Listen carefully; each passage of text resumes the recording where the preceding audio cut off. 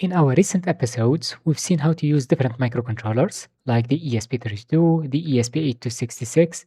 So this is called EWIMOS D1 Mini.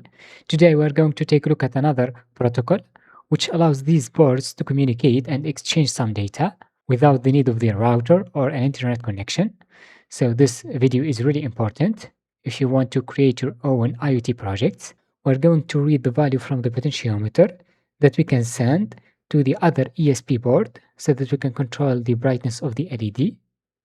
And this is just one example to demonstrate the ESP-NOW protocol, which allows these boards to exchange the data directly without the need of the router and with no latency.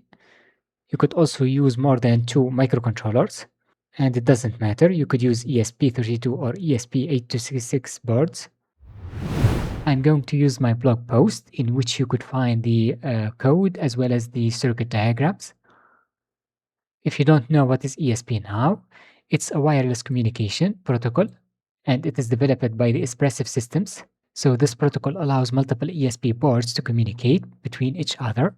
You could have multiple ESP boards that sends some sensor data to another ESP board, which display it, for example, or using another web server to display all of the information about the other microcontrollers. And because this protocol is specially created for these ESP boards, it has so many features. For example, you don't need a router and it doesn't consume that much of power. Also, it is fast and the range could be between 200 and 300 meters. And for this communication, the ESP boards are using the MAC address that we need to get so that we can send a data from one microcontroller to another one. Under the code, you will see 3 major steps. The first one is initializing the Wi-Fi and put the ESP board in station mode. Also, we need to initialize the ESP-NOW protocol. Then we're going to register the peer. For example, if we want to send a data to this microcontroller, we need to get its its MAC address, not IP address, that we're going to put under the code. And finally, we can send the data using a simple command, and the other ESP board will receive it so that we can control devices or display the information like the temperature and the humidity. Here we have all of the advantages of this communication. Also, we have different configurations. You could use 2 microcontrollers. It is called one-to-one. We could have one-to-many configuration. Also, many-to-many for complex projects. But today we're going to make it simple by using 2 different microcontrollers, an ESP32 and a EWIMOS D1 Mini, which is an ESP8266 board. Now that we know how this protocol works, we can move on to our steps. First, we have the circuit diagrams. We're going to use the potentiometer of the first EWIMOS D1 Mini. So this will change its voltage by rotating the knob of the potentiometer. That's for the transmitter side. As I said, it doesn't matter which kind of board you are using because we have all of the code that we need. You could also use 2 ESP32 boards. For the receiver side, we're going to use an ESP32. I'm going to connect this LED to the digital pin number 22 so that we can control its brightness. For me, I have used the breadboard to connect the LED as well as the ohm resistor. This is my second microcontroller. It's a EWIMOS D1 Mini. Now we need to get MAC address of the receiver, which is the ESP32 in this case. But if you want to send back some other data to the other board, you need to get its MAC address and put it under the code of the receiver. To get the MAC address, we have this code, and it's going to work for the ESP32 as well as the ESP8266. Just copy it and open up the Arduino IDE. I'm going to select the ESP32. To know the COM port, you could unplug it and plug it again. So it is COM3 for me. I'm going to select it, and it's a node 32S. This will put the board in Wi-Fi station mode. Then it's going to use the serial monitor to print its MAC address by using Wi-Fi.MAC address. Just hit the upload button.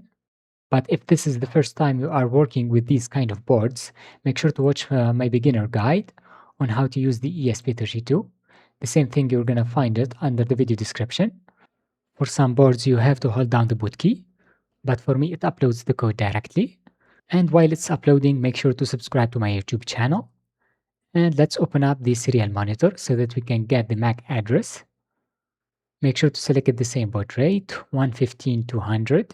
And you may need to reset the board so that you can read the MAC address. We have this reset button.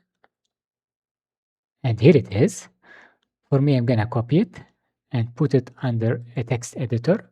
We're gonna use it under the code of the WeMOS D1 Mini so that we can send the potentiometer value to this ESP board.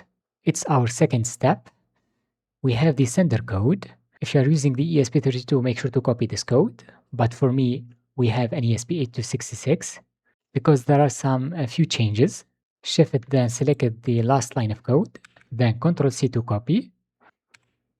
I'm going to explain all of the code parts, and it's the same for the ESP32. On top, we are including the libraries that we need, like the Wi-Fi library, as well as the ESP-NOW library. First, we need to put the MAC address of the board. Make sure to replace it. We have these hexadecimal values. For me, it is 3C8A, 1F, and the last one is 70. Make sure to add 0x for hexadecimal. Now, this microcontroller is going to send the values that we need to the ESP32 microcontroller using its MAC address. And to store the data, we are using a struct message. It's a way to create an object that contains multiple values with different types. For example, an integer for the brightness. If you want to exchange other data like a string, you could add a char. We have booleans. You just need to give it a name like LED state. But for now, I want to use one value. It is called brightness, which is going to be a value between 0 and 255 that we're going to read from the potentiometer. That's how we can create a new type with different values that are inside it. And then we can create an object of this type using the name struct message. You could call it whatever you want. For me, it is called my data. Next, we have the potentiometer pin. It is A0. Under the setup, we are setting the serial monitor. Also, we are setting the pin mode of the potentiometer. It's an input pin. As I said, we have three major steps. First, we set the mode of the board in station mode using this command. Then we initialize the ESP-NOW protocol using ESP-NOW init. This is a command that is created under the ESP-NOW library. The second step is to add the peer device. We use its MAC address by using these commands, ESP-NOW add peer, and we need to register the callback function. This is a function which is going to be called each time we send the data. You could get rid of it, of course, but we could use it to check if the message was sent successfully to the other board or not. Here we are reading the potentiometer value using the analog read command and put it under the mydata.brightness parameter using the map command. We need to convert it to a value between 0 and 255 so that we can apply it to the LED and control its brightness.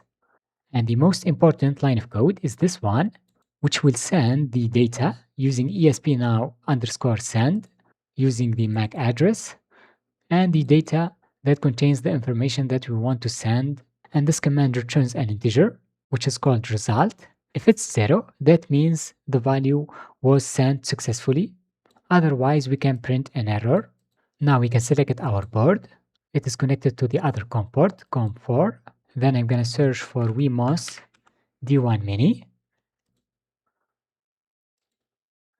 Once it's done, we can move on to the other code. The same thing, we have the receiver code for an ESP8266 or an ESP32. I'm going to copy this code. Then I'm going to paste it under the Arduino IDE. On top, we are including the same libraries. Here it is called Wi-Fi because we are using an ESP32. And you need to make sure that the struct message is the same from the other code. Then we create this data that we're going to read from the other microcontroller. Let's go under the setup. We are setting the pin mode of the LED. The same thing, we put the board in station mode and initialize the ESP-NOW protocol using ESP-NOW init. If it's done successfully, we can register the callback function, which is called onDataReceive. Once we receive the brightness value, this method is going to be called, which is going to copy the values from the incoming data to our new struct message, my data, that we have declared on top. And then we can use the values that are under this data, like the brightness. You could also add other variables like booleans, strings. Here we are just applying the value to the LED pin using the analog write command, which can control the brightness of the LED. You simply have to know how to use the data and how to change the structure to get more information from the other boards and use them for your IoT project. Make sure to select the right board and upload the sketch. And there you go. Now we are receiving the brightness. It is 255. Let's try to change it. And there you go. Now we can control the brightness of the LED from another ESP board. So these are separate and the distance could be about 200 to 400 meters. And this is just one simple example. Now you could create your own IoT projects with your different ESP boards, and I will see you in the next one.